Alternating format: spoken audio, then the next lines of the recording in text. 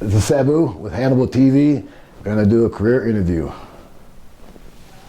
This is Hannibal here from thehannibaltv.com, and I am with WWE and ECW legend / WCW superstar for a short period of time, Sabu. How are you doing today? Pretty good. What are your first memories of wrestling? First memories of wrestling, well, I was probably, I don't know, 3 years old or younger, and I was watching my uncle on TV. And was he your favorite? Oh yeah, of course. He was attacked a lot. He's probably the most attacked heel of all time. Did he ever tell you any stories about some of those attacks? Yeah, but he also said, you know, mind my own business, not to, you know, live his life, you know, don't try to copy him. Was there any favorite match of the Sheik's you had growing up watching? Well, the favorite, one of his favorite opponents was Bobo Brazil. He was one of the favorite ones. Did you ever meet him? Oh yeah, many times. What was he like? Super nice guy, giant, like 6'9", giant, super deep voice, nice guy. What was the Sheik like outside the ring as your uncle? He was mean, and he was the Sheik outside the ring too, but he was also my uncle. You know, he had some compassion, but not all. Like, he was rough to be around. Did you ever see him wrestle in person? Oh yeah. Now, you were shot when you were young. How did you survive getting shot in the face? I guess by luck. I got shot and it hit my teeth. When it hit my teeth, it shattered and didn't kill me. I guess you had to get full teeth replacement. Yeah, well, on one side. And part of my face is still paralyzed now. Like, I can't, like, part of my mouth is still down. Did the guy get away with it?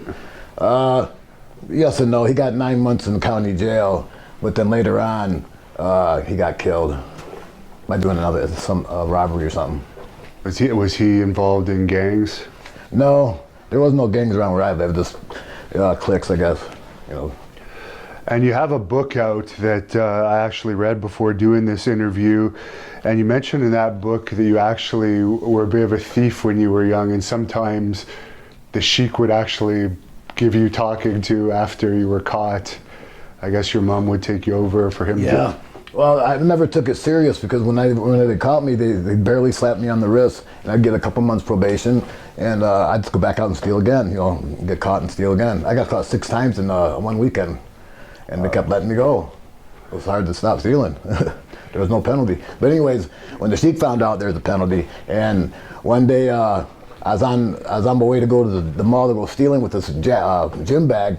This cop pulls up to me and goes, "Are you Terry?" And I go, "Yeah." He goes, "Get in the car, get in the car."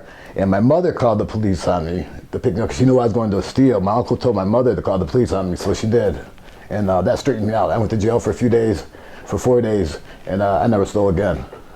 And you were an amateur wrestler, which some people might find that surprising. Amateur thief too. I quit. You had some success in amateur wrestling, didn't you? No, not really. It was too constricting. I wasn't much of a collegiate wrestler. I was a good student, but I was a terrible following the rules wrestler. And I went outside the rules too much. Not the rules, but the guidelines too much, to where it was just frustrating. So I was only using amateur wrestling to prepare me for pro wrestling, and I knew that from day one.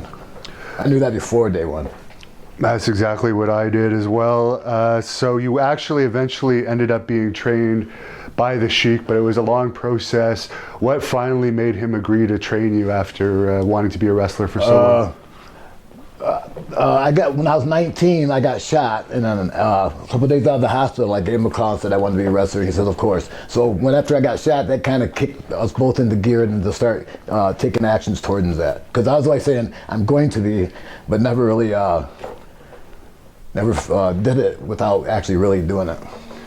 And now it's pretty easy to get trained as a pro. Wrestling was easy. It's different. For your actual training to be a pro wrestler, from what I understand, you really had to pay your dues just to learn the basics. He made you set up and take down the ring, do all kinds of crazy stuff. Yeah. Can you just tell us some of the stuff he made you do before he actually started teaching you how to wrestle? Well, first you drive through the town 5-6 hours. You set the ring up, sometimes by myself. sit the people down, referee the first match. No, wrestle the first match, referee the next 5 matches, tear the ring down, and head to the next town. And that would be one night. So that was, and you know, little to almost no pay. But you didn't expect to get paid with money. You got paid with knowledge. And who were you wrestling for mainly when you first started? Just independent? Well, my uncle's big time wrestling when I was before it completely fizzled out. It was nothing then, but still it was something for me to learn. And other Midwest territory guys. Did your uncle ever give you any insight into why he thought it fizzled out after having such huge success? Was it WWE taking over? Yeah, well, it was Vince buying up all the talent, offering the guys more money than he could afford to pay them, and more money than anybody could afford to pay them. At the time, more money than they were worth, but that changed. Did you ever meet Lanny Poffo when he was wrestling for the Sheik? Yeah, oh yeah. His dad and brother are good friends of my uncle, yeah. And I guess Al Snow, we wrestled for him as well. Oh yeah. Yeah, one of the first places I worked was for Al Snow, second or third match. And you also worked for the Bear Man up in Canada, I think. Yep. How was he to work for? It was great. At the time I didn't appreciate it, but now I look at it, it was great because we got to wrestle every night in front of like 1,000 people and get paid for it. And later on, we'd wrestle in front of nobody and not get paid, or wrestle in 1,000 people and not get paid also. But I didn't know how good it was in the beginning to get paid. Kevin Sullivan said he actually got paid a lot by him. Was he a good payoff guy? Yeah. It's not for the young guys. And you told a story in your book. You don't have to go into as much detail here. Obviously, his book's available online. I'll put the link in the description of this. But you said there was some controversy over Adrian Adonis's death when he was on a tour with the Bear Man. Yeah, they were doing a tour of Newfoundland, and Dave McKinley and one of the Kelly twins and Adrian Adonis, 2 of the Kelly twins, and Adrian Adonis, they drove off a cliff drunk, and the ring truck was behind them, and they followed them, and they followed them down the cliff, like 100 feet down the cliff, and found them in the water, and it looks like they took their wallets and stuff and then called for help. And then in the meantime, a couple of them died. That one of them drowned when he could have got help, you know. Because you were saying Adrian had his Japan payoff with him. Well, he had a ring. He had a big ring, and his wife was missing it. And they asked him where that's how they figured out the ring was missing. I mean, that stuff was missing. He didn't have his ring with him, which he always had his ring with him. And the Wild Man had all the gate money. Yeah, the Bear Man. But that was cash. There's no way you could prove that. You worked for the USWA up in Memphis. Was that, you were booked by the Sheik, I guess, to work up there? Yeah, that was the first place I worked outside the independents where I was Sabu. Right before that, I was Terry SR. And I don't know what the SR stood for, but leading up from day 1 to 5 years later, being Terry SR meant Terry Nobody. It didn't matter who I was. No one's going to remember that anyways. So after 5 years of wrestling, of being Terry SR, my uncle named me Sabu the Elephant Boy. And about 6 months later, I went to Memphis. Terry SR, you were saying, stands for Terry Sheik's Revenge? No, I don't know. It could be. I I say that sometimes, but I don't know. He never told me. Anybody who asked him, he always told them to mind their own business. He told me once to mind my own business, I never asked him again. I didn't care. Because he goes, it means nobody cares who you are right now. Nobody cares, you know. So those days didn't exist back then. Now there's internet and videotapes, and before there was a rarity that we got videotaped, you know. And Sabu the Elephant Boy was a story from a movie, I guess? Yeah, The Jungle Book. He always wanted to be the actor in The Jungle Book, this guy in the Jungle Book, and he was called Sabu the Elephant Boy. And Elephant Boy actually means like a cowboy. He herds elephants. It's supposed to be like a big deal job in India, but no one else understood that. So when he wasn't looking, I'd drop the Elephant Boy and just left Sabu, then everybody else would drop the Elephant Boy. No one else got it. You know, only one that got it was the Sheik, and I barely got it. But anyways, then this became Sabu, you know. How was working for Jerry Jarrett? It was all right. I can't say he was fair, but he was sort of fair. You know, he didn't promise nothing, he gave nothing, and actually he promised nothing and gave less. He was all right, I guess. Well, I can't say that much. Did you ever wrestle Jeff Jarrett up there? Yeah, a few times. When I first got there, I did, and I wrestled him a few times, maybe 10 times. How was he? He was a good guy to work with. A good guy to work for. Did you have much contact with Bill Dundee? Very little. What about Jerry Lawler? A little. You know, none of those guys had time to talk to us. The only time we talked to them is if we wrestled them. Right, because they were the stars, I guess. Was Robert Fuller up there at that time? Yeah, Tennessee stud. Yes, he was. He tagged with Jeff Jarrett at the time. Okay. Yeah. Yeah, I interviewed him. He seems like a nice guy. Was he all right? He's a great guy.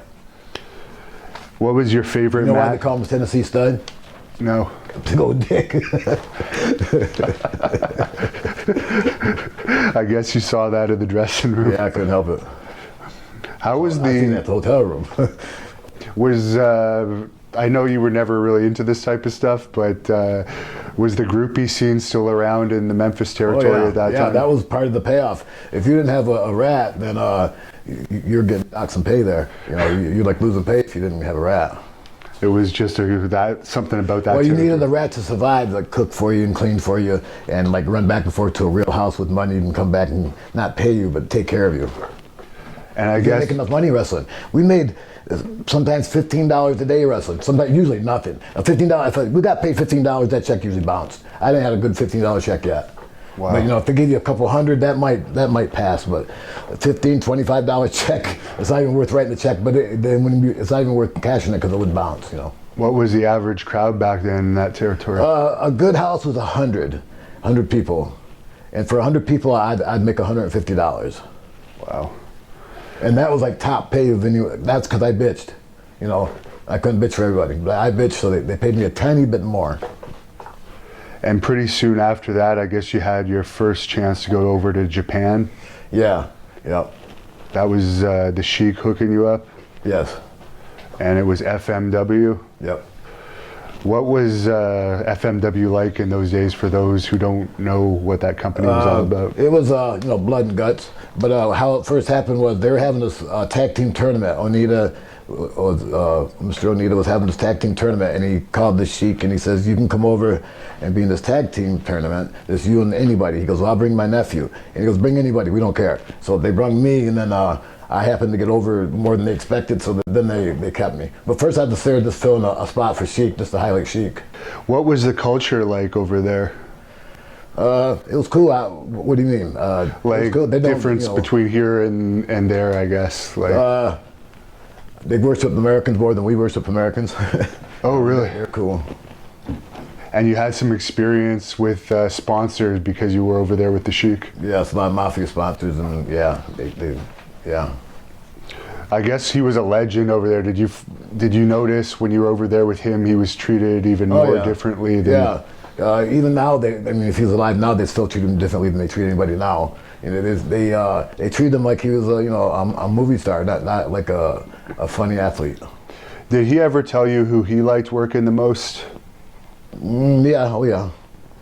He liked like the guy I was talking about earlier, Bobo Brazil. Okay. And how did you start doing the barbed wire matches, which you've become famous for? I guess it started over in FMW. Yeah. One day I happened to have a barbed wire match. It was a 8-man tag barbed wire match out of the blue. I didn't know why I was having it, so I did it. And I tried really hard at it, or really tried my best at it, which meant I didn't think I'd see another one for 20 years. But I didn't know 2 weeks later, I had another one. I had 2 of them. And then a couple weeks later, I had a couple more. And then, like, finally, you know, about 6 months later, I had like 16 barbed wire matches, 15 barbed wire matches in 16 days, you know. And they thought I liked it, because I go, "Why am I in all these barbed wire matches?" He goes, "You love it." I said, "No, I don't." They said, "Well, you act like you do." I said, "Well, it's called being a professional. You don't love anything, but you do it because you're good at it. And that you give it your honest effort." But they took that wrong. But anyways, it ended up being a blessing in disguise, sort of. Did they have medics backstage in those days? No, they did on big shows, but they were scared to come over to our side. They only treated the Japanese. They didn't treat our side. Really? Yeah. I read one story in your book. I guess Chris Candido helped seal you up after a particularly That was my first barbed wire match, yeah. Oh, really? Yeah. And you wrestled after basically sealing yourself up with super glue. Super glue and tape, and every night they'd break open. And then by the end of the tour, my hands got infected and stuff. But it wasn't because of the super glue. Everybody misconstrued that. The super glue is clean. It's oil-based, not oil-based, it's alcohol-based. And so it's clean, and it was called surgical glue before it was called super glue or crazy glue. Now, Kevin told me this story about the ring catching on fire. You also talk about it in your book. I guess Sheik almost died. Well, sort of. Yeah, the ring didn't catch on fire. It was a fire match, and the ring was set on fire. And it got too hot, and then so I jumped out first, and the Japanese jumped out, and then Sheik jumped out. But Sheik doesn't jump out. He had to crawl out slower than we did. So he got burned by the flames close to his back. Like he wasn't engulfed in the flame, but he got too close to the flame. And it was sucking the oxygen out of the air. Yeah, you couldn't hear or breathe, and it scared the shit out of us. And I was they thanked me later for being the first one to jump. That wasn't a choice. That was easy. I hope you got extra pay for that. No. Were the fans upset that the match didn't actually happen? No, because after the match, she carried on wrestling and stuff. I was throwing water on him, and he was getting mad because he wanted to still throw fire at Onita. So I'm throwing water on him and getting him wet, but he still chased Onita around, fought him a little bit into the crowd, and caught him on fire. Wow. And then we went off our way. Did he ever tell you any stories about his time in the military? Yeah, a little bit. I guess wrestling's nothing compared to what he would have experienced there. Well, and he was in the military twice as my uncle and once as my other uncle. Close to the same name. Okay. Yeah. What, was he infantry, or do you know what trade he was? He was a tank commander, I think. Something like that. Did he experience actual war action? Yeah. Could you tell the short version of the Yakuza story where I guess your match went into the Yakuza, which is the Japanese mafia, and Yakuza. Okay, sorry. I haven't met. What you're talking about? Yeah. Yeah. Okay. Well, what happened? Oh, the one with Tiger Jeet Singh. Yes. There was this time we're in Hokkaido, which is North Island of Japan, and there's a lot of mafia there, and they always said, "Don't go on this side over there. The mafia's over there." But like you run around through all the crowd, and you get to the mafia, you go around them. And so when I was with my uncle, he wouldn't go around them; he'd go right through them. So with Tiger Jeet Singh, one day Tiger picked a fight, and then I had a fight to help him to get out of it. And I guess Mike Awesome saved Mike Awesome saved me. The mafia had me down, like 10 guys were beating the shit out of me. And I was some guys that started getting flown off me, and it was Mike Awesome started picking guys off one by one. Now, Billy Jack Haynes told me a story that he thinks that Mike Awesome, because of kind of the crowd he was involved with, may have actually had a hit done to him rather than kill himself. Yeah, he had a hit on him one time I put on him one time, we heard. And Tiger Jeet Singh is another legend over in Japan. What was he like? I've heard some people say... He's okay to me because I was my uncle's nephew, or the Sheik's nephew. He was okay to me with the other guys, like, he didn't treat them so good. And Horace Hogan was over there, Hulk Hogan's nephew. He was in WCW later. What kind of guy was he? Yeah, he was cool. He was one of my buddies. Horace Hogan. Horace Boulder, not Horace Hogan. Horace Boulder. Horace Boulder, yeah. He was later Horace Hogan, I guess. I like Boulder better. Yeah. He was a good guy. He was all right. He wasn't as bad as people. He just didn't get much credit because he wasn't as good because Hulk Hogan wasn't that good, and he wasn't as good as Hogan, you know. And the fake Razor Ramon was over there. He recently passed away. Any memories of him? Titan. Yeah, Rick. Yep. Do you think if they hadn't given him that gimmick, he would have had a better run, or was he just a limited wrestler? I don't know. No, he wasn't limited. He was good.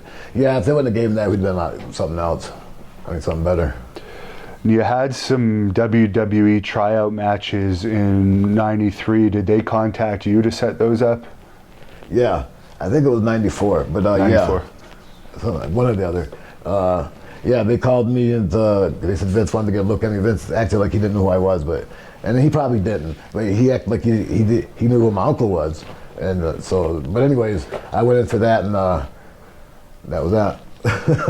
I wrestled with Hart in one of the matches.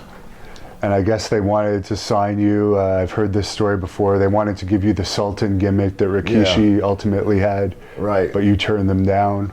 Yeah. They wanted me to be the Sultan, not for name, but that gimmick with the Iron Sheik as my nephew, as my uncle. And so I couldn't do it. It would break my uncle's heart. Even though it was a work, even just to say that I wouldn't even say that. Looking at that gimmick, that would have fit you perfectly. other than the Iron Sheik? Yeah. Because he was supposed to have had his tongue ripped out, so that's why he had this thing across his mouth. Perfect gimmick for me because I didn't talk. And then the look, they said they'd modified my look. At the time, they didn't show me that look, but I see the resemblance. Yeah, and everyone knew that it was Rikishi. So right, the other Samoan, the third gimmick Samoan. Yeah, he was a rapper right before that. Yeah, he was, and he was a rapper. That's true. That was one of the reasons why it didn't work. Yeah. The Iron Sheik. Did you ever meet him? Oh yeah. What did you think of him? I like him, and my uncle liked him too. Just that, because no one could ever really seriously compare the two, other than by name. The Iron Sheik and the Sheik, that's close name and gimmick, but the way they both were, you would never confuse one with the other. Not if you really knew better. So, and we liked him. He was all right. He was he was a comic. Yeah. Did you have any interaction with any other office workers in WWE other than Vince that tryout? I think that's it. No Pat Patterson or anything? Oh yeah, a little bit. He wasn't like hitting on you and shit. Maybe not me because I didn't look good enough. He was funny. Was there ever any financial offer made to you when they proposed that gimmick to you? No. Yeah, but at the time it didn't sound like much. It does sound like a lot now. I would have took it now. And you were... At the time I was so young, I figured if they're offering me that, I'm worth 10 times more. And that was around the time that ECW was starting to gain some steam. Yeah. Even Vince goes, how can you turn us down for a company that might not even be there tomorrow? I go, I don't know how. I just can. And I guess you got into ECW because you contacted Todd Gordon, who was starting it up. Yeah. Well, my friend Dennis Corluzzo, who ran New Jersey, who was Todd Gordon's rival, said call Todd Gordon. He was a sucker. I could get $500 out of him. So I called him and I was scared to ask him for 500, so I asked him for 300, and he said yeah. So then took off from there. But it happened to be the same day he hired Paul, but we didn't know each other was going to be there. I had no idea he was going to be there. He didn't know I was going to be there. So it happened to be a chance by one in a million shots that we're together. And what was your initial impressions of Paul when you first met him? Oh, he's brilliant, of course. And when you first meet him, he tells you everything you want to hear and 100 times more. And and a little bit of it's true, but you hoping all of it's true, but none of it's true. A little bit is true. And you feuded with Terry Funk. You beat him for the world title. Any memories of that? Yeah, that was a good match. That was the time I wrestled him in the barbwire match. Yeah. That was probably your most famous match. Was there much plan going into that? I heard you say that, or I heard somebody say that wasn't actually the proper type of barbed wire. Yeah, the barbed wire is a little bit bigger. And when we went into the match, we didn't talk about much.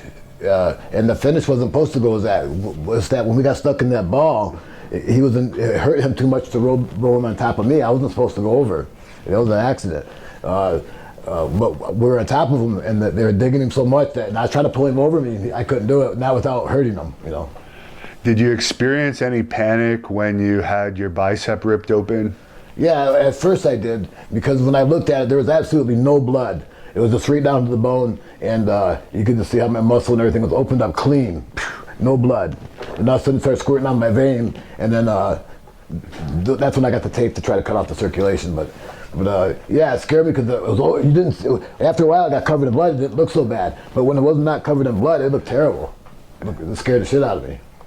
And was there any talk at that point from Terry? We know he's crazy. Did he say, let's go home? He was just like he gave me time to recover, yeah, without looking silly. I see. And is it true that he actually kept the match going a little bit longer? Yeah, because when I was trying to get when I was fixing my arm, he was still beating me up, but he was keeping the match still alive. I kind of ignored him at that moment. As long as he wasn't picking me up, I didn't care. Now, they did have medics backstage for that show, right? Yeah.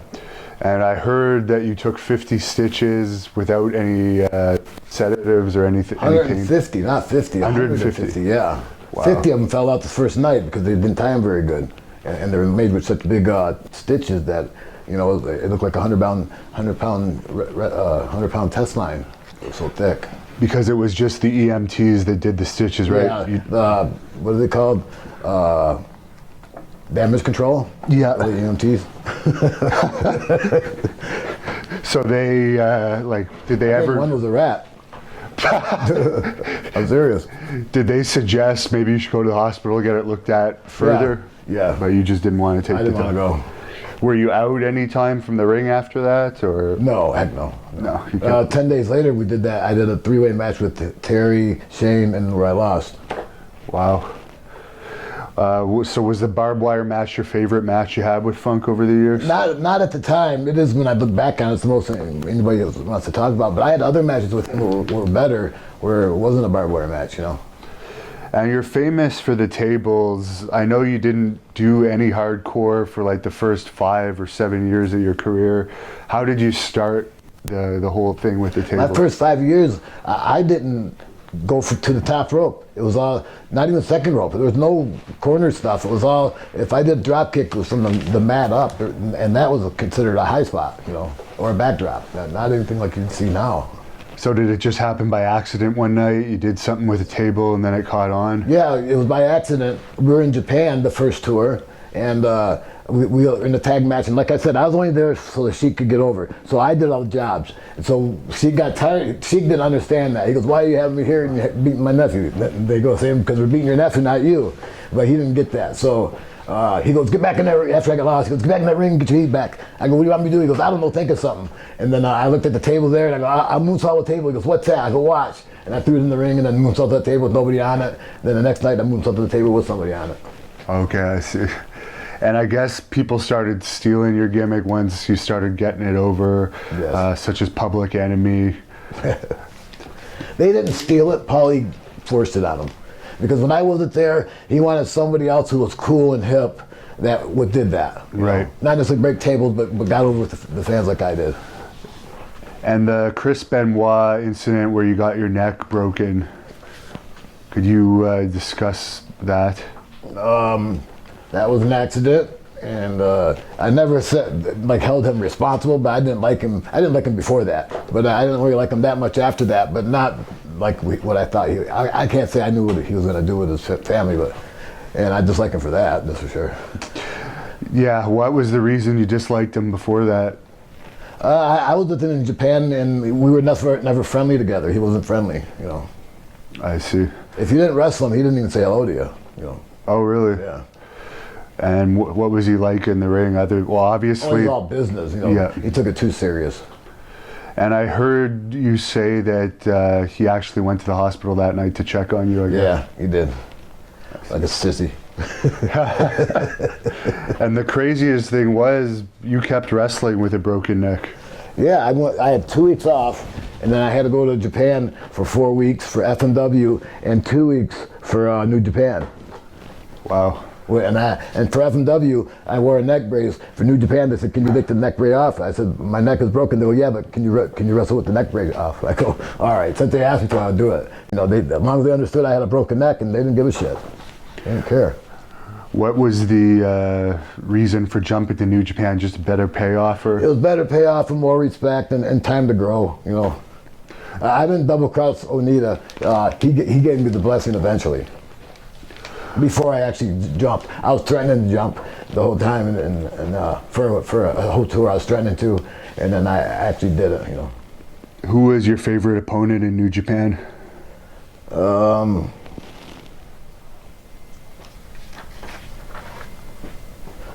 Liger. Liger. Yeah. Yep. Do you think he's going to stay? There you go. What? Do you think he's going to stay retired now that he's had his retirement match? No, those jabs, they always bring him back anyways. Well, he'll be retired like from regular schedule, yeah. Okay. Not from once or twice a year. Are you surprised that I guess Wrestle Kingdom the first night had 10,000 more people than the second night when he retired? I didn't know that. Yeah, they had 30,000 the first, or 40,000 the first, 30,000 the second. Oh, I didn't know that. So less people with Liger's retirement and Jericho, strangely enough. Wow. Were you in ECW when? Maybe the tickets were cheaper. Yeah. Did you have much contact with Jericho in your years? No.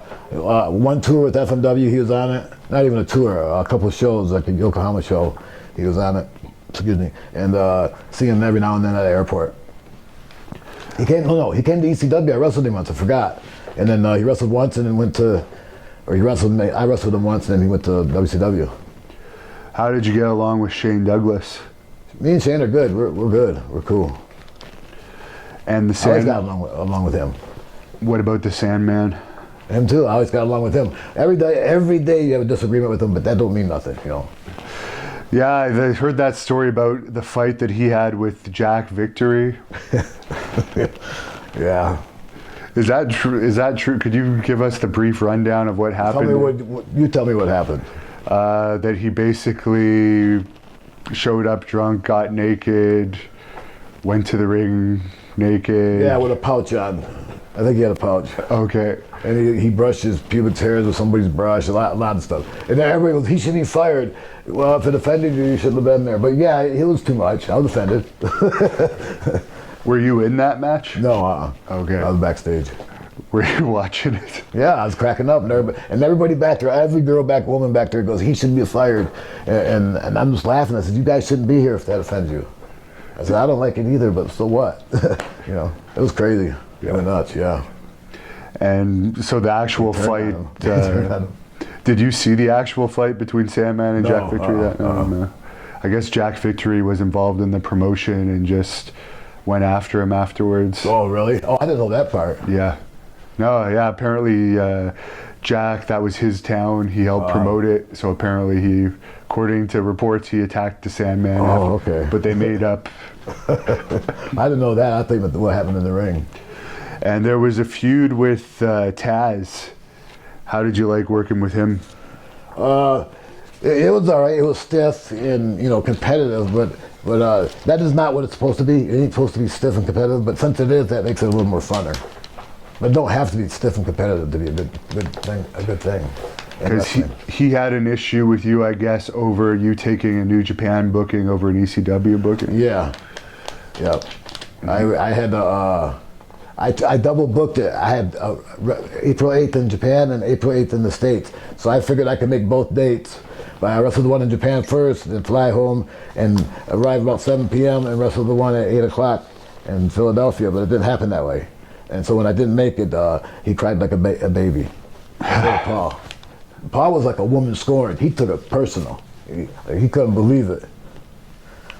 It's like I didn't show up at dinner one time or something. And why do you think Taz never had the longevity? Like, he never really wrestled much. He had a couple years. Yeah, he didn't want to. He didn't want to. He got what he can out of it and became the ring announcer. Now look at him. He's fucking premier ring announcer in the world now. Did you ever work Dean Malenko? Commentator, not ring announcer, commentator, or whatever the fuck you call it. But. I think he's commentating off and on for AEW now. Yeah, there you go. Yeah. Did you ever work Juventud Guerrera in New Japan? No. No. Have any? Just because I dealt with him recently and I didn't have a good interaction with him, so I was wondering if that. Yeah, I never worked with him. Okay. Did you ever wrestle Eddie Guerrero? Yes. I wrestled in Japan when he was Black Tiger. How was he in the ring? It was great. He was really good. Best. Now, I was talking to you about this earlier off camera. You had a couple of appearances in WCW on TV. You wrestled Alex Wright, and that was on Nitro, and then you wrestled Jerry Lynn at Halloween Havoc with the Sheik managing you. How did those matches come about? Kevin Sullivan said one day, he goes, how much would it cost to come to our first Monday Nitro? How much would it cost to pay me? And he figured that was $1 back. I said, I can't do anything. I'm in Japan, I'm booked, I can't make it. He goes, how much to do our second Monday Nitro? And I said, you don't have to give me anything, just put me over. He goes, we've got to give you something. I said, okay, $500. So we wrestle, it worked. They go, okay, you ready to sign the contract? I go, yes, boom. I go, wait, how much am I going to get paid? They go, what you said. I said, what did I say? They go, $500 a match. I said, you're kidding. And he goes, no, that's what you wanted. 2 matches a month, 1 pay-per-view, 1 Monday, and $500 a match. I said, you're kidding. No, I want more than that. That was just so you look at me, then we negotiate. They go, no, you're only getting $500 a match. That's what you wanted. Boom, boom, boom. So I quit, And that was after, Halloween Havoc and after 1 or 2 other Mondays. That's when I figured out that's what they wanted me to come in for, was $500 a match. And I go, what a miscommunication. And then they didn't want to negotiate, not at all. It was pretty bad.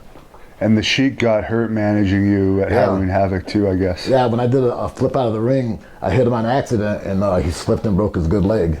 It was a hip replacement leg anyways, but that was like, he had one leg was bad, and then that leg, and then that one broke. Not broken too, but broke enough, you know. Did it take a lot to bring him back to WCW in Detroit because he had that problem before? Yeah. Plus, yeah, because before, Kevin Sullivan told me he was the one that convinced Dusty to use the Sheik on, I think it was a Great American Bash tour in Detroit, and it had the biggest crowd.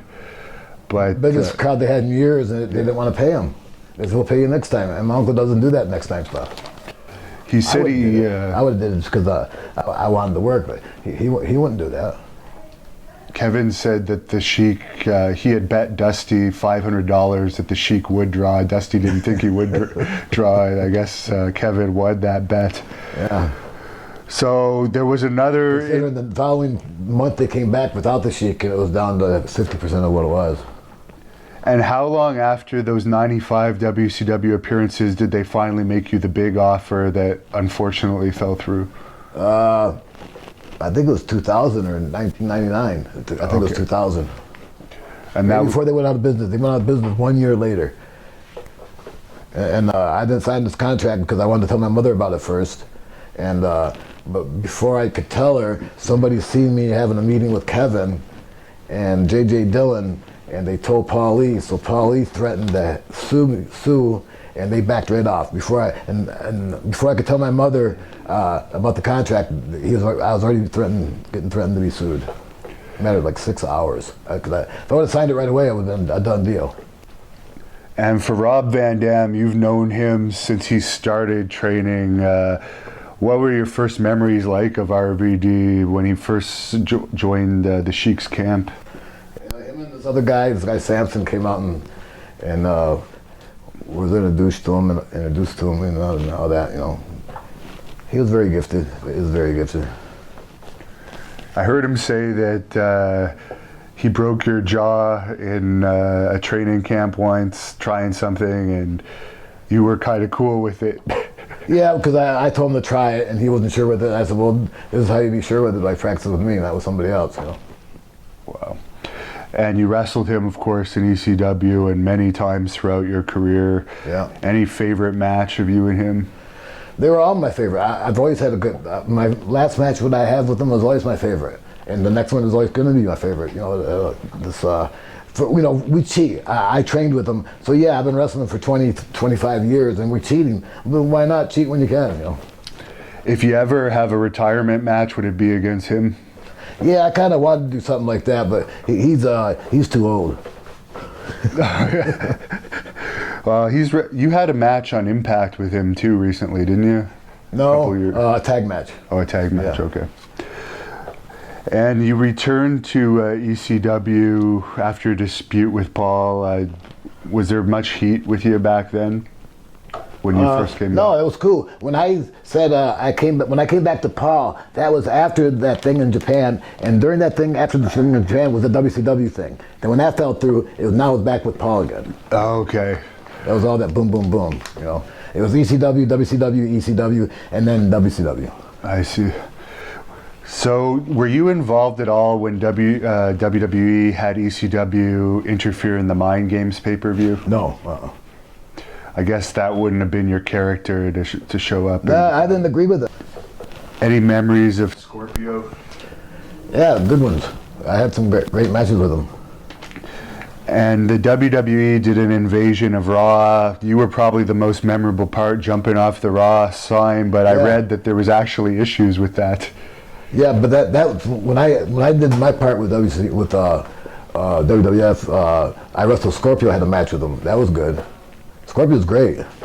But they wanted me to jump out of the balcony, and I thought that's too ordinary. Plus, it was like 3 feet higher than this R. There was a R-A-W for Raw, and so I put a ladder behind it and had the W's hold it, and I jumped off it, and you couldn't tell, but I landed in front of these guys, and they all fell down like dominoes. I didn't touch any one of them. I think it was 6 guys fell over, and I didn't touch them. It was funny. Wow. But you couldn't tell the way the camera angle. It looked like I hit one of them. What was the backstage environment like that day with you guys coming in? It was all right. They gave us our own dressing room. You know, there was nobody. We didn't interact with nobody. Only if they like crossed someone we knew, they'd come over and talk to us. Oh, I see. Like they acted like it was two teams. Like we were two teams. It was funny. We were the visiting team. When you were doing those cross-promotional things with WWE, did you suspect that they were secretly paying Paul Heyman at that time? Oh heck no! You should hear how Paul would be talking about him. How he would never work for him, and you know he'd never work for him. He's how he would never do that. You know, and that's why it's so funny. He's right where he's always wanted to be, but you know he lied to us. Now, did WWE pay you for that appearance, or was the money paid through Paul? It was paid through Paul. It was supposed to be paid through Paul. I mean, the money that bounced. Yeah, I was just wondering if like Vince gave you a check after that Raw appearance, for instance, or if they paid Paul and then they paid Paul. We didn't get paid for that. We got paid. You know. Okay, it was part of At that time, I was supposed to be making a weekly salary. Now, I never really got that weekly salary, but I was promised a weekly salary, so I could do 10 shows in a week, or 3, or 1, and I got paid the same. That's how I looked at it. But I also didn't realize it, and now that I wasn't getting paid anything, so I didn't get paid anything. Okay. So was Paul just paying you on a nightly basis then? A weekly. A week. So he did actually hold up to that? Sort of. A little bit, and then it fell into where I'll get you next week, I'll get you next time. Now for the Barely Legal pay-per-view, you were a big part of that. Was that exciting for you? Yeah, because you know, it made a decent payoff, and it was a good match. You know, good atmosphere.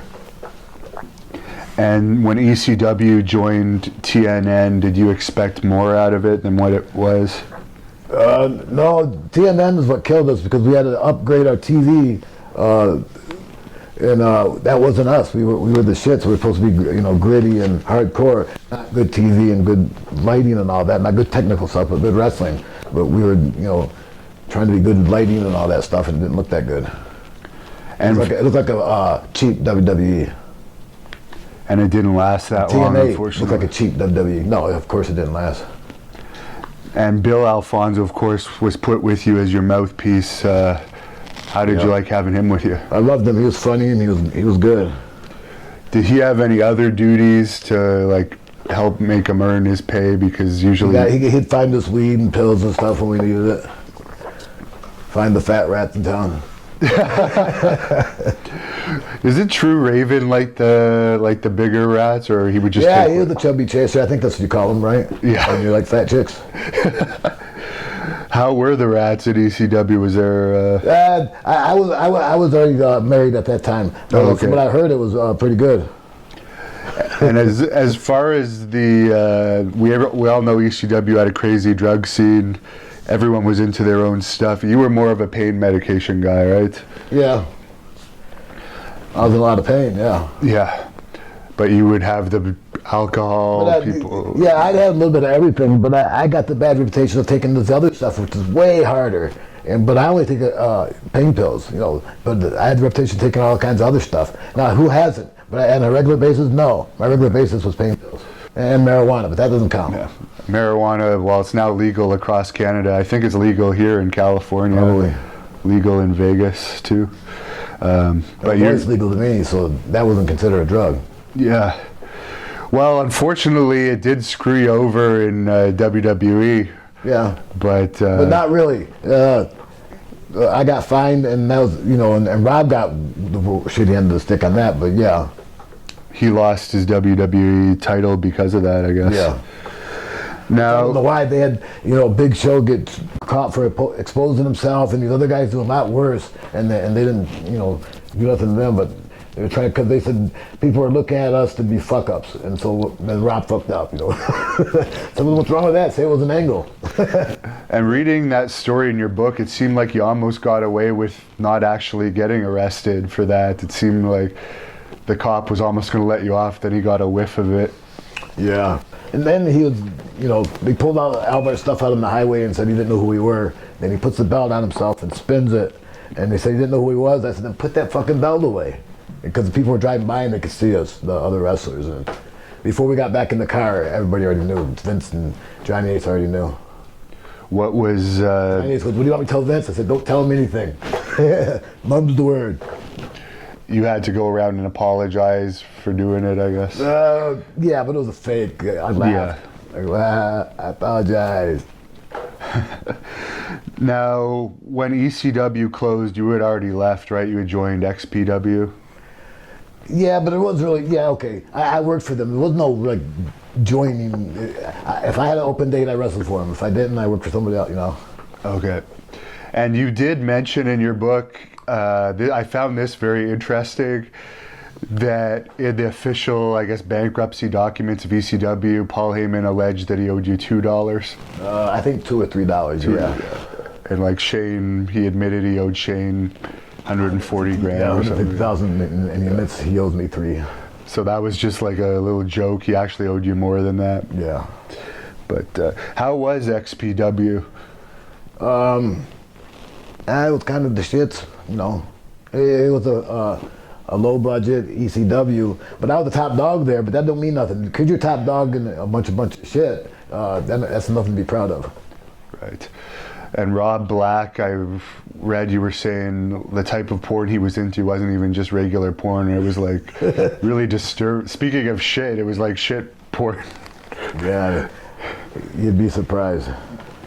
And you were saying there was rumors, I guess, that he actually put a hit on one of the wrestlers for sleeping with his wife. Yeah, they tried to cut his dick off, but they cut his thumb off. Yeah. It was even on America's Most Wanted. They were searching for the guys that did it, but it was Rob Black. He put the guys up to it. They said he wanted his dick. He wanted to get his dick chopped off and have the guy's dick, but they couldn't get it. They stabbed him in that groin area, but they did chop his thumb off, thinking who's gonna know, right? Well, Rob Black knew. He washed it off and checked it out. He goes, "This ain't a dick, you know. It's a thumb." And the guy ends around with a missing thumb. You know, thank God it's only a thumb though. But he got They actually tried to cut his dick off, and we're gonna leave until they got a body part, which is crazy. But the guy, what was his name again?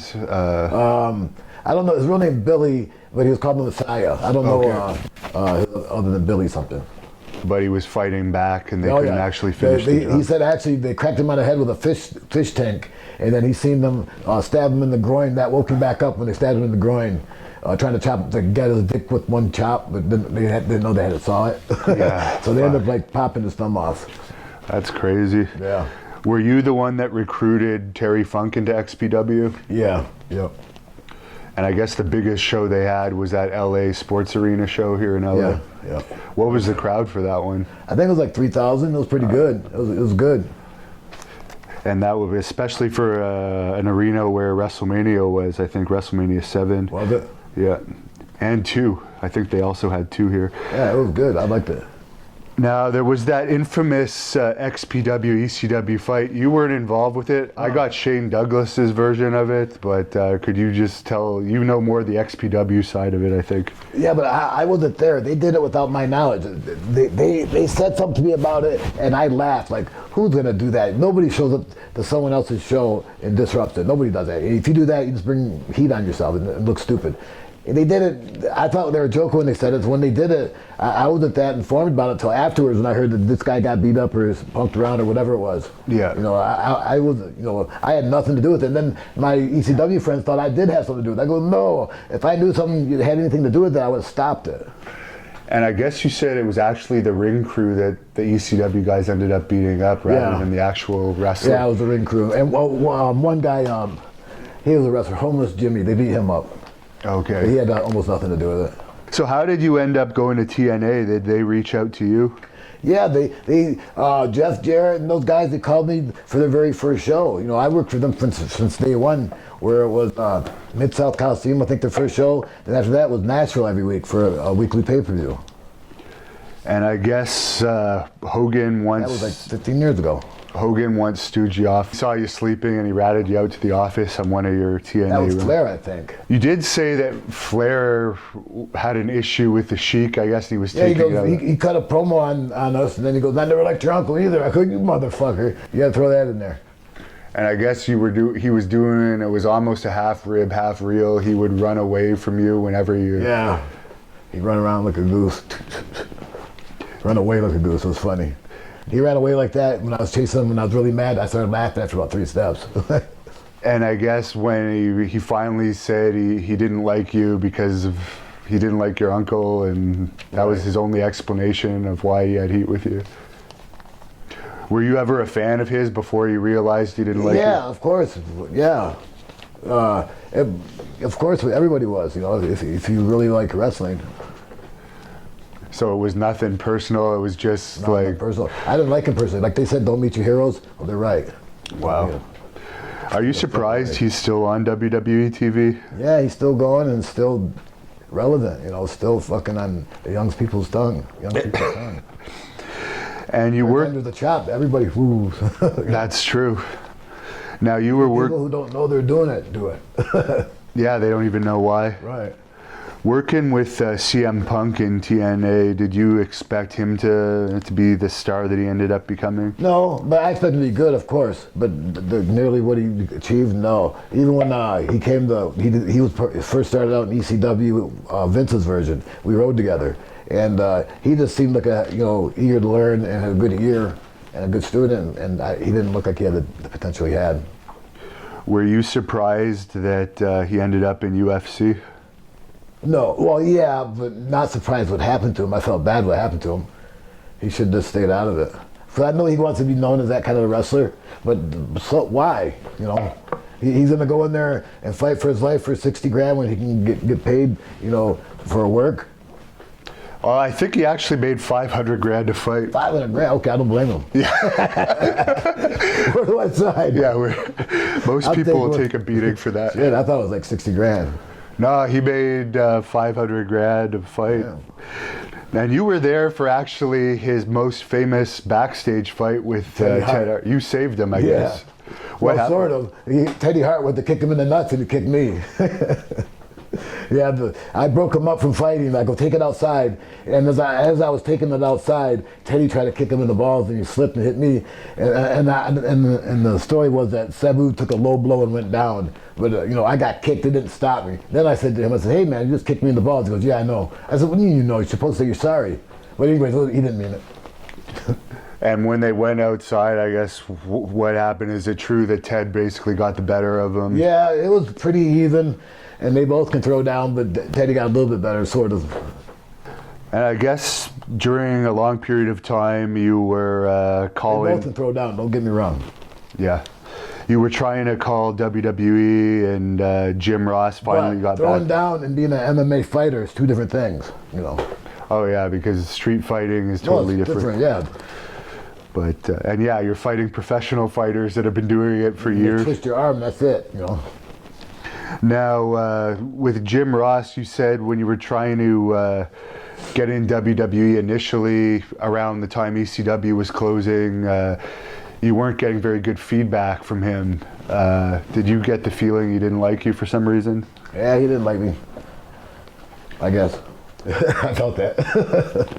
And it was, I guess, the One Night Stand pay-per-view that finally made WWE call you up? Yeah, I guess so. Yeah, the second one. They wanted to do it before, but they had the reputation about I'm hard to work with. Yeah, I'm hard to work with if you fuck with me. Who isn't? If everything goes my way, I'm easy to work with. They said things would go my way, they didn't, so I wasn't hard to work with. I wasn't easy to work with, you know, being difficult. How were your matches with Samoa Joe? I only wrestled him once, and he was great. Yeah, he was good. And for that One Night Stand show itself, how was your experience overall? Good. I think when I wrestled Mysterio, right? Yeah. Yeah, that was great. They were high on me then, you know, or they acted like it. Was that the one where the Blue Meanie thing happened? Yeah. What did you think about all that? I didn't see it, but afterwards I felt bad for the meanie. New Jack wasn't on that show, was he? No. Yeah, he was, I think. No, he was he? No. Okay. I'm not sure. Were you there? I don't think he was on any of the One Night Stands, was he? I don't know. I don't think he was. I'll have to look it up. Yeah, I don't think he was. Were you there that night that New Jack sliced the kid open? No, I wasn't. The mass transit guy, no. Yeah. What did you think of New Jack overall? He's never been bad to me. You know, I've seen him be bad to other people, and I feel sorry for other people, and I stand up for other people. But if I didn't stand up for him, he'd run right over him. But he never tried that stuff with me, so we was always good, you know. So I didn't want to push it too far, saying, you don't do that stuff to me, and then have him start doing that stuff to me. So when, after One Night Stand, I guess WWE decided that they were going to do their own ECW, is that when they contacted you about a real contract? Yeah. Yeah. Was that just for ECW at that time? It was basically a contract for... Well, it was you know, WWE. It wasn't even an ECW contract. It wasn't such thing. Okay. There was no ECW contract. Was there ECW house shows? Yes. They were labeled ECW, but still same payoff, same everything. Okay. How did those... Same bank economy. Did they ever go to the ECW arena? Yeah, yeah. Did it draw okay? Yeah. You know, it would draw bigger than we had during ECW days because it can hold more. And you had a match with John Cena during that time. How was he? He was good. He was all right. He was fun to work with. He gets a bad reputation, but that's just the way it is when you're at the top. You know, just pick you apart for no reason. That would have been an interesting match to have when he got more popular. If you had still been around, I think that could have drawn on a pay-per-view or something. Sure, could have, would have. Now I understand you didn't get along too well with Test. No. What was his problem? He was a dick. He just didn't believe in someone smaller than him could beat him up without someone actually having to beat him up. You know, you'd actually have to kick his ass to let him know that he was asking to be kicked. And it didn't take much. You just blow him up and he learned his lesson. But still, he didn't want to sell for CM Punk one time. And me and Punk go to him, why don't you sell for him? Why won't you sell for him? He goes, because I'm 6'7" and you're not. And we just laughed at him. It's like, watch, see if we sell for you now. You know, watch. You know. And Kurt Angle also initially had some problems with you because I guess he told you that he was the risk taker in WWE. But he just said he was the resident crazy guy. And I go like, okay, thanks. I'm glad you are, you know. But he didn't say it like that. But yeah, he made it sound like he was the top crazy guy, which I never consider myself a crazy guy. No, well, I would never consider him a crazy guy too. He's the amateur wrestler gimmick. And there was something that happened. I guess he asked for a pill from you or something, a medication. Well, he didn't ask. I just said, you're in a lot of pain, yeah. And he goes, yeah. I said, do you want one of these? He goes, yeah. What are they? I go, you know what they are. I can give him some. And then he goes, what are the other things? I go, you know what they are, and gave him some. And then the next day he got tested, and he says, he don't know what they are, that I gave them to him. And that wasn't true. And the thing was, they fired him anyways, no matter where he got them from, and they just gave me a warning. But they said, don't give your drugs away, keep them to yourself. And I go, okay, but if one of our teammates is hurting, you're supposed to help him, but not supposed to. You're supposed to make him, watch him suffer. It sounds like there was huge politics backstage in WWE. Yeah, I wasn't involved in it. That's why I didn't last long. I figured honest day's work, honest day's pay, but that ain't how it is. And you work Just Incredible, an old buddy of yours. How's he in WWE to work with? He's great. Just Incredible? Yeah. Yeah, he's awesome. He's ain't no fun to hang out with. He's fun to work. Why is he no fun to hang out with? I don't know. Actually, in your book, I found it interesting. There's a passage where he talks about you and him going on a hike in the woods, and I was just trying to imagine that. Doesn't sound like something you would do. He's nuts. Like I said, I wouldn't want to hang out with him. And working the Big Show. I liked working him. That's what you said? Yeah. He was all right. But he's just so big after so many matches, your joints get too sore from wrestling him. But first, like 10, 15 matches, they were great. 20 or 30 matches, they were too much. How were his chops? Terrible. Killed me. Stopped my heart every time it hit me. Michael Hayes was an agent back for WWE. Did you have much interaction with him? No, but what little I did, I didn't like it. Really? What was it about him? One day there was something about, he come to me and goes, why don't you do this in the ring? He made it sound like it was his suggestion, blah, blah, blah, blah. And I go, nah, I'd rather do this. And then Vince walks up and he goes, Michael Hayes goes, Sabu just said he's scared. I go, what? I said, I ain't scared. I said it was stupid. And he goes, and Vince goes, really? That was my idea. I said, well, I'm sorry. I thought it was his idea. I thought it was stupid. But it's your idea. I just don't like it. And then I got heat from that. Crazy. He said I was scared. I didn't know what he was talking about. He was a dickhead. And what were your thoughts on Bobby Lashley at that time? He was all right. I always had good dealings with him. And was there any dealings with Tommy Dreamer when you were in ECW at that time? Yeah, he was one of our better friends, yeah. Do you still work for his House of Hardcore now? No, I worked for him one time, but now and then I do. I see him almost every weekend somewhere. He's a great politician. He seems to be in the office somehow with every company like right now. It looks like, yeah. So, yeah, he's got the ultimate pull. Yep. And Johnny Ace, I guess you had some issues with him. He wanted you to wrestle with a hurt neck. Yeah. It wasn't that he wanted me to wrestle with a hurt neck. He wanted me to work anyways. It wasn't because, oh, your neck is hurt, you have to wrestle. I want you to wrestle, I don't care if you're hurt. And you do a great impression of Johnny Ace. Is there any way we could hear that? Harry!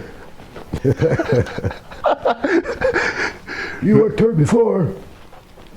Now, you were given your release by WWE, but you said you had asked for your release because you weren't happy. Is that true? I don't know about ask. Like, I'd go, I don't care if you fire me. If that's what you call asking for your release, yeah. But they don't fire you there. They still have to go through the proper channels of the lawyer and all that stuff. They had made special rules for you to show up, I guess, at 11:30 to TV tapings and all kinds of things. And you didn't like doing the scripted promos. I guess that was part of it. It wasn't me, and they said I wouldn't have to do those. I thought I wouldn't have to do those. You know, I really thought I wouldn't have to. They go, well, in order to get over as a major heel, I mean, major baby face, you got to be able to talk. I said, but there's exceptions. They go, but you're not one of them. I said, fuck, you know, let's make an exception. They wouldn't. So were you happy when you finally got released then? No, only because I could go do something else and I was still young, but no, you know, that was really good money. I wasn't happy. How old were you in WWE anyways? I was 40. 40, yeah, so yeah, pretty much. I was still jamming. And I guess you went to work for Lucha Libre AAA after that for a bit? Well, I worked with them before, after, and during. Okay. Yeah, I've always worked for them. How is that company? Oh, it's all right. Yeah, that's cool. They always draw big houses and they always pay good. Did you hear about the crowd CMLL drew recently, Christmas week? Apparently they outdrew WWE Christmas week. They had 10,000, 14,000, 11,000, 16,000 fans. So they're getting up there. Now, anyone that reads your book, which again I'll put the link in the description, you talk a lot about the Juggalos. What's your craziest story about working for those guys? Well, the first time I met Joe, Violent J, him and this other guy, Rudy Hill, Rude Boy, they came to the arena and they said that they were they were kids of my uncle, and I beat them up because my aunt was there. I didn't want to hear that, but then I found out later it was them, and they were just trying to be funny, and it wasn't that funny. No. And I guess Ric Flair, they didn't take too kindly to Ric Flair when they brought him in for Juggalos. They don't take too kindly to anybody at first. They're assholes to everybody, but that's what makes them them, I guess. And they had Iron Sheik booked in a crack pull on a match. Crack pipe on a match. Crack pipe match. Crack pipe on a pole match. Yeah, on a pole match. Was that during the time that he couldn't walk? Yeah. Yeah. That's funny. You know, you can shuffle. Someone told me to ask you about an incident with this UFC fighter guy, Phil Baroni, at an autograph convention. Yeah. What happened there? That he was just being a dick to you or something? Oh, no, yeah, he was eyeballing Melissa, and it's got to be ignoring me and being a dick. That's okay, ignore me, but don't eyeball my girl. I see. And you worked with AJ Styles when you returned to TNA. How was he to be in the ring with? He's great. He's really good. Yeah. He's the man. He's the fucking man. How did you get along with Dixie Carter? Fine. She was the woman. She was the bitch. Yeah. And what's your current status with Impact Wrestling? It's good. No, it's good. Yeah, it's good. I still work with them now and then, so I don't know how, okay, am I going to be wrestling there? Every now and then, they just call me when they need me. Now, the Sheik was inducted into the WWE Hall of Fame. Were you surprised they put him in? No, and I only was shooting for it because I wanted my aunt to get the payoff. Other than that, I wasn't doing it for the honor. It's like, there was no honor in that. I knew that, and my uncle wouldn't be honored either. But he'd expect me to get my aunt a payoff, so I did. And But it was no honor. I don't give a shit about it. If they put me into it, I'll take it for the payoff. Do you think he would have been proud of you with all of your accomplishments if he'd still be around today? Yeah, yes and no. He'd also be saying, see, I told you they're going to steal that table. I told you they're going to steal that. I told you. He'd say that. What's the worst injury you ever had in a match? Besides my arm, well, my neck. My neck was the worst with what I did with Chris Benoit. Did you ever have an opponent try to shoot on you in the ring? No, not really. I mean, everybody's a little bit, like Taz and a few other guys, you know, amateur wrestle a little bit. Shooting really just means amateur wrestling. You know, hooking is when you want to beat somebody up. You hook the motherfucker. Yeah. And you had an amateur background, and you never had to I could wrestle back, but I didn't want to beat you up. I didn't want to get that far. Right. And what was your biggest regret in wrestling? Not signing that contract when Kevin told me to. Yeah. Kevin's always been a big supporter of yours. What was your favorite interaction with him over the years? He was there when I very first started. He taught me a lot when I was, you know, super green. My first year in wrestling, I did 3 or 4 months with him in Ontario, right in the beginning. So he was very influential to me in the beginning. And you wrestled for a long time with a busted hip. How did you get through that pain?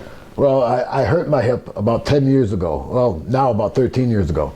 And I sold it for 10 years, and then finally I had to get the hip replaced, and I did. You know, and that was been like 3 years. Now it's like a new life. I see. What's your current relationship like with RVD?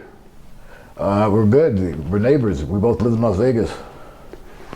And what advice would you give to your younger... He peed on my toilet seat. He pees on your toilet seat. What advice would you give to a younger you now, if you could give yourself advice when you were just breaking into the business? Pee on his toilet seat. So, I don't know. I'd said yes in the beginning. When Vince first offered me some money, I would have took it. What are your thoughts on Jeff Hardy? He's cool. He's one of my good friends. And if you could punch one person in the face with a fist wrapped in barbed wire, who would it be?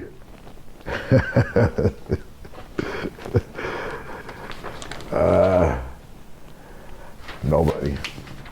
I wouldn't want to hit nobody. How was working with the Eliminators? Everybody. I want to hit everybody. Eliminators are good. Perry was fun. Coronas was a little bit difficult, but Perry was fun. How was he difficult? Because he didn't keep this straight. He was not the same way. It was hard to be on the same page with him. You can only be on the same page with him for a few moments, and then he off wanders and then comes back. And I didn't have patience to wait for him to wander and come back. Is it true New Jack attempted to knock a fan off a balcony once in Extra? He did knock him off the balcony. Oh, he did? Yeah, he knocked him off, and the guy landed at the bottom of the steps. The steps were like a ladder. He hit that, and that was what broke his fall. The last 3 steps broke his fall. What was your overall thoughts on the Gangsters? I liked them. They were the perfect combination, but for some reason, I don't know why, New Jack didn't like Mustafa. He didn't fight for Mustafa to come back. What did you think about the Chris Candido-Sonny relationship? I didn't think much about it. Were you there for the RVD and Taz pick a hand thing? Yes. Yeah. Did it actually happen the way? Yeah, it happened. Yeah. And Taz just took... But he didn't tell me what was going on. Rob didn't tell me. He just put the bag down. He had a sour look on his face. And he walked over he stopped me from passing Taz and went in front of me and told Taz to pick a hand. And Taz said, what the fuck? And he slapped his hand and then he popped Taz in the mouth. I go, did he just do that? Taz looked at me like, did he just do that? And he goes, pick another hand. He goes, what do you mean? And before he picked another hand, Van Dam popped him with his other hand. And then Taz stood up and goes, Sabu, get your boy. Then I did. I said, I didn't know what was going on. I pushed him into another room and said, if you're going to do that, do that here. Don't do it in front of the other guys. Now, what was the ECW? And they talked it out. Yeah, obviously they... I guess there was a ECW shirt of you that was misspelled where it said homicidal. What was that? Was that just an accident, or was no, that... Taz did that on my very first T-shirt. He made it pink and black because he thought pink would offend me, and he spelled it homicidal instead of homicidal. And he thought that would offend me too. I said, it can't offend me. I can't read anyways. It's spelled any way you want. I can't read it. Is there any younger family members related to the Sheik that would ever get into wrestling? No, I don't know. I was poking around, but I don't think so. You know, I've even asked a few of my nephews to get in it, and they go, oh, yeah, and they never come meet me to train. So the legacy is going to be over when you retire? It looks that way.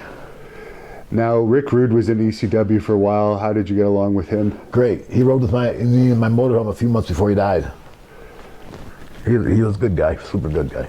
What made you decide to break character? You kept kayfabe for so long. You still do in some ways, but... Gotta get paid. If you don't talk, you don't get paid, right? And believe me, I don't like talking. I don't like spilling my guts. So if you want me to spill my guts, you gotta pay me. Memories of working for Mike... I don't entertain myself. Memories for working for Mike Sparta in Massachusetts. He still owes me some money. That's so funny. He told me if I booked Scott Hall, he'd pay me. So I said, if I book somebody else and take the hit if you don't pay him, then you'll pay me? He goes, yeah. I said, fuck that. It's funny. Is it true that Paul Heyman helped get you a better deal for One Night Stand? Yes and no, yes. He didn't stick his neck out. He probably got me a worse deal and didn't tell me. He probably got more out of me than I did. Do you speak any other languages? No. A little bit of bullshit. No, Japanese, I guess. What was Hardcore Homecoming like for you back in 2005? That was all right. That was a match we did right before the first One Night Stand. That was all right. I liked it. It was a three-way barbed wire match. Blue Shane and Terry Funk. So for that wasn't very good that way, but you know, it could be better that way. But that was still fun. I got a fan question. What's your favorite restaurant to eat at? Besides Ribera's in Japan, this place called Little Beirut in Detroit. Do you still have a dream match that you'd like to have? A homemade suicide vest in the back. Oh, really? Yeah. Do you have a dream match that you would still like to have, a match you haven't had yet? Yeah, I want to wrestle Brock. That probably won't happen because he's getting too old now. We both can't be old. Did you ever work on the same show as Andre the Giant? No. I met him when I was a kid, but when I was like 9 years old, I met him. How did he get along with the Sheik? I think good. I met him at my uncle's house a couple times, and he worked for my uncle a few times. You only work for my uncle if you like him, I guess. Did you like the I Like to Hurt People movie about the Sheik? Yeah. It was supposed to be a different kind of movie, and it ran out of funds or whatever, and they just chopped it up into making it just wrestling. I see. And do you have social media where people could follow you if they want to look you up? Yes. Excuse me. What is it?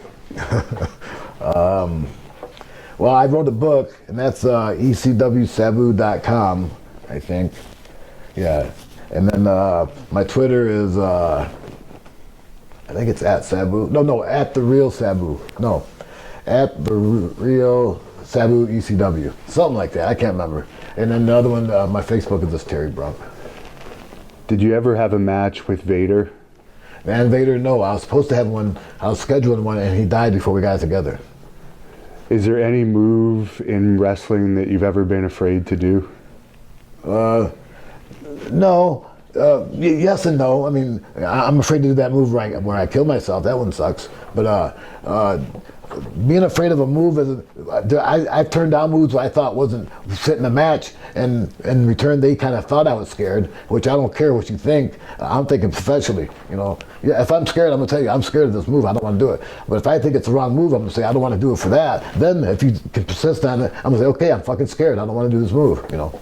Who was your favorite tag team partner? I haven't really been scared of any moves, really, you know. My favorite tag team partner was my uncle, the Sheik, and then also Rob. Any favorite match of you and tagging with the Sheik? Yeah, a few of them, me and him against Tarzan Goto, and I mean, me and the Sheik against Tarzan Goto and Terry Funk in Kawasaki Stadium one time. That was awesome. How did you come up with the triple? Sheik, when he got old, his good matches, all of his good matches were Terry Funk. Like when you wrestled other guys, they didn't really know how to wrestle them because they were still kind of young. But Terry, you know, he was young, but he knew how to wrestle Sheik as an older guy, and he enhanced Sheik's wrestling more than anybody. How did you come up with the triple jump moonsault? Right around that time when Sheik said, you know, get your heat back, and then each time I'd go to Japan and come back, I'd invent a new move, not necessarily a flying move, but a kind of wrestling move or a wrestling hold or a jump off the chair move. Just about every trip I'd invent a new one. Is there any wrestler's death that you found particularly hard? Bruiser Brody was pretty hard because I was supposed to go to Puerto Rico with him a few weeks after that. And so before he went to Puerto Rico that time, my plans were to go to Puerto Rico with him in a few weeks, and then he dies on that next trip. And so that was pretty shocking. So did you know him? Yeah, he toured he toured in Michigan before that, but I'd known him for a couple of tours in Michigan with my uncle.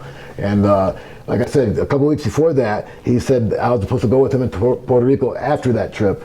And he went from our trip to Puerto Rico, and then he died on that trip. I see. What was your reaction when he died? Oh, it was shocking. My uncle said, of course, because he knows how the island is. But I was shocked and still couldn't believe it. Even when I hear about it, I still fascinated to hear about it because everybody's story is so different. And they didn't even tell these stories when it first happened. They couldn't even. No one told any stories. No.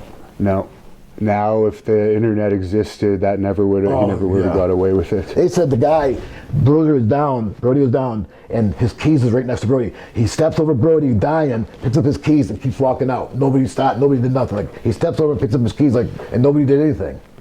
Wow. And that casual, where he stabs him and casually walks out.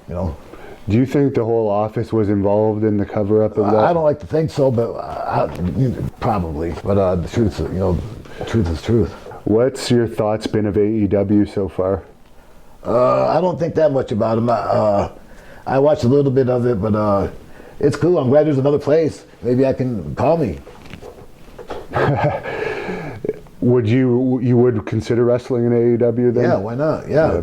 I'd consider wrestling on the moon. That's what I do. I wrestle. It doesn't matter for who.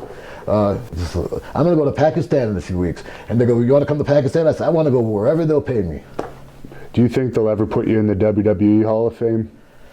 I don't see how they could say no because of a lot of the influence I put. But probably not while I'm alive. Is there still heat with you and Jim Ross, or is it over now? It's over. It never was that much heat. What's your opinion on wrestlers like Orange Cassidy and Joey Ryan? I like Orange Cassidy. Joey Ryan, I like him, but I don't like the gimmick so much. I don't like the touching his dick thing. But the Orange Cassidy, the guy with the hands in his pockets, right? Yeah. What is that supposed to mean? To say he's not scared? I have no idea. Okay, well, it's okay. I like that better than touching the dick. What's your craziest travel lodge story from ECW? Me, Tommy Rich, and Tracy Smothers got a room, and when we got the room, there was a big red stain with a chalk outline of a dead body in the room. And we go, hey, we want to change our room, and so they came in and put a throw rug over the chalk line. Wow, that was great. And how did you end up with your current manager? We didn't have cameras back then. Nobody had a camera. You had Polaroids. You took pictures of rats, and that was about it. How did you meet your current manager, Super Genie, and how did this whole situation I met her in LA 20 years ago, 15 years ago, and then about 5 years ago, I started hitting on her. Well, I got divorced from my wife about 7 years ago, and I started hitting on her about 6 years ago. What's your side of the story between the altercation with Shane Douglas and Scott Hall in ECW? I don't know what it was about. It went back from when they first broke in, I think. I don't know what it was about. Yeah, I think it was something to do with the Click, how he was treated in WWE, and then Scott, Just Incredible, brought Scott to a show. Were you at that show? No. Were they at it? Oh, okay, that explains it. Who's better, Super Genie or Fonzie? Super Genie. Did Bill Alfonso ever get offers to come to WWE with you? Yes and no. He got offers from me, but for some reason he had heat, what I don't know about, and he's never told me because he says he don't know, that Vince didn't want to use him. I see. He even had a talk with Vince and said, can I get on this show? And Vince says, you can get on the show, but that's all he wanted from him was one show. Do you think you're crazier than like Evil Knievel was, the stuntman? No, you're crazier. He's crazy. What's the craziest thing you ever did in a match? Well, I did this one where I did I only did it once, the top rope moonsault onto a table. and it was so far, and I barely made it. I ended up kneeing the guy with my knee in his forehead, but that was pretty crazy. That I even tried it because I knew I wasn't going to make it.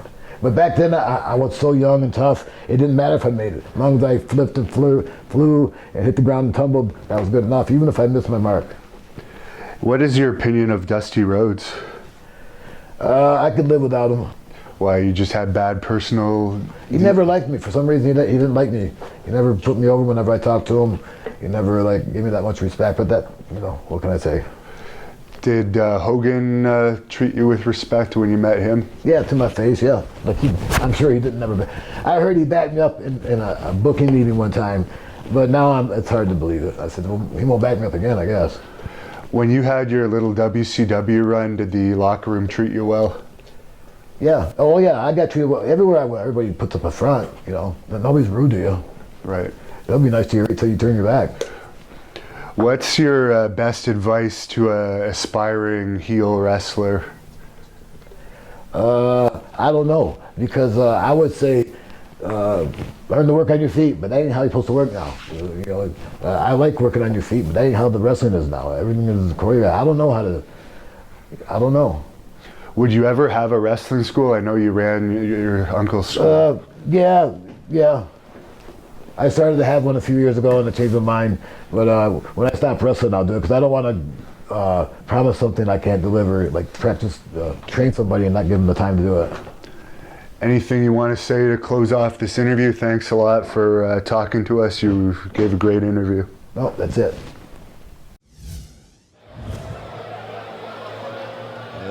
Ladies and gentlemen, this bout, one fall, 20-minute time limit. Introducing first, he is guided to ringside by the Taskmaster, the Devil himself, the legendary Kevin Sullivan, coming to us from Levittown, Puerto Rico, weighing 265 pounds. He is the Blood Hunter. The Devil himself, Kevin Sullivan, has found himself another monster in the Blood Hunter out of Puerto Rico. And think of the chaos that Sullivan has caused in the 4-year history of PCW Ultra. Kevin Sullivan, a mastermind behind the success of War Beast early in their careers, and now brings the Blood Hunter from Puerto Rico, a man with a chip on his shoulder. We don't know much about the Blood Hunter. We know he stands, 6'5" tall. And we hear stories, we hear rumors that he is a vicious murderer. But speaking of vicious killers, my God. And we know a lot about this music and what comes as a result. And the opponent, being guided by his super genie. He comes to us from Bombay, India, weighs 235 pounds. He is the homicidal, suicidal, genocidal, death-defying legend, Sabu. What a reaction for Sabu. We've had our share of hardcore icons here in the Ultratorium. Sandman, Terry Funk, the whole effing show, former Ultra champion Rob Van Dam. And how about this?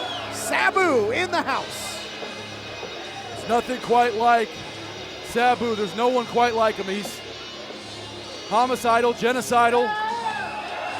Of course, burst onto the international scene in the early 90s with ECW, but this is the 4th decade now that Sabu has competed as a professional wrestler. Nothing in wrestling lasts forever, but we are honored tonight at the return of Sabu to PCW Ultra. And he looks nimble, man. Quick feet. Looks to be Sabu. Looks to be in phenomenal shape. He's a fixture in the original ECW. Competed in WCW, WWE as well, but certainly at a disadvantage when it comes to size with the Blood Hunter and Sullivan has the Blood Hunter out for blood here, immediately attacking Sabu, and Sabu, for that Devil May Care offense, he needs distance. He doesn't have it right now. Yeah, and that's 2 sick chops to the chest of Sabu. Oh my God, Blood Hunter early in this match is dominating. Into the cover, trying to put it away early is the Blood Hunter. Only a count of 2. You gotta pretty much kill Sabu to stop him, what we've seen throughout his legendary career. But the hard-nosed tactics here continue with the Blood Hunter. Right in front of the devil himself, Kevin Sullivan, looking on from the outside. Sabu's got Super Genie in his corner for some inspiration.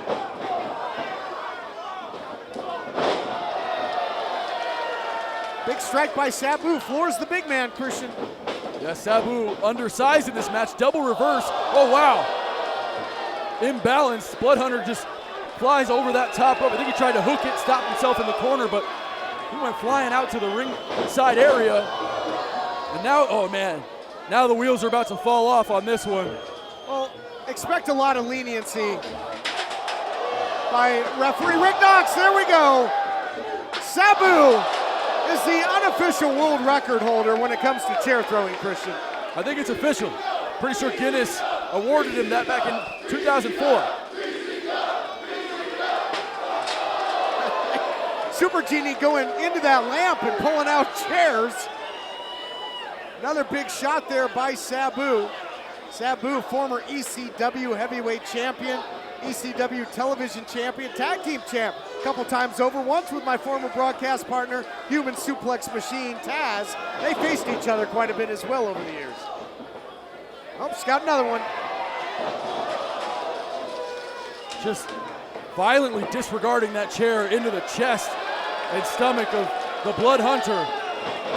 And, oh my God, flying forearm from Sabu. Innovative offense, always able to incorporate the twisted metal of a professional wrestling environment into his matches. And Blood Hunter gonna try to answer. Oh my God! What velocity there by Blood Hunter, springing off of that chair, beautifully done. Now Sabu, look out here, Blood Hunter with a suicide dive to the outside. Oh my God. Sabu got 3 chairs from Super Genie. Has he used up all 3 of his wishes, Christian? Yeah, Super Genie's super, Todd. Don't be stupid. She's got at least 12 wishes available in her lantern. Sabu has won 2 tag team titles with Rob Van Dam, former PCW Ultra champion. And Blood Hunter is all too willing to play Sabu's deadly game here. I don't think he's playing the game of Sabu. I think he's playing the game of the mastermind, Kevin Sullivan, the devil himself. Sullivan is a psychological genius. Now we've seen tables utilized. I'm pretty sure that's a door, Christian. Oh shit! What the are you kidding me? The door might be closed on the legendary career of Sabu. Is Kevin all right? He might have got a splinter.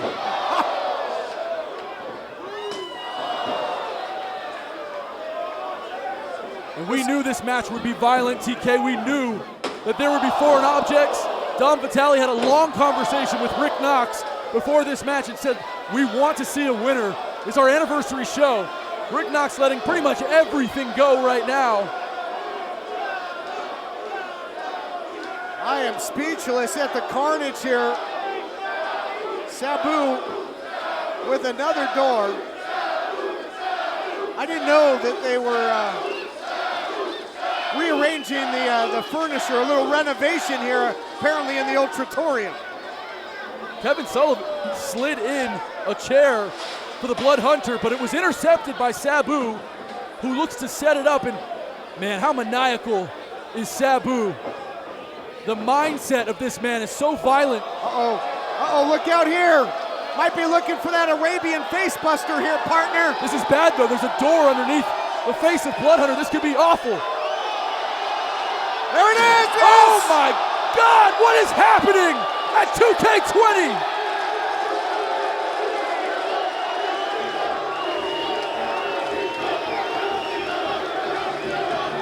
The Ultratorium has turned into an absolute madhouse, an insane asylum. Sullivan knows that his Blood Hunter is in big-time jeopardy after that Arabian facebuster. The Devil now with a chair shot. Blood Hunter trying to pick up the pieces into the cover. You gotta be kidding me. He got him. Wow.